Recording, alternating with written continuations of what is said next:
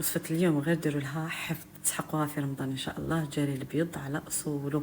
قولوا لي من اي منطقه هذا الطبق التقليدي العريق، يجي بزاف بنين خفيف على المعده. تنساوش تخليو لي جيم وكومونتير ومتابعه. في طنجره نحطوا شويه زيت مع الزبده، نحطوا المرسو تاعنا تاع الدجاج ويجي الدجاج وغنمي. انا كان عندي غير الدجاج.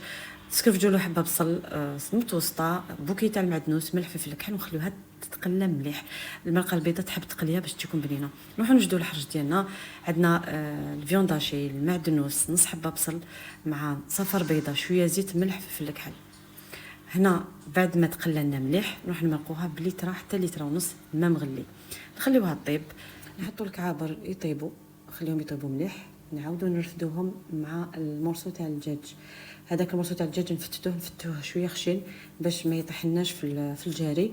نصفيو الجاري ديالنا ونعاودوا نرجعوا اللحم.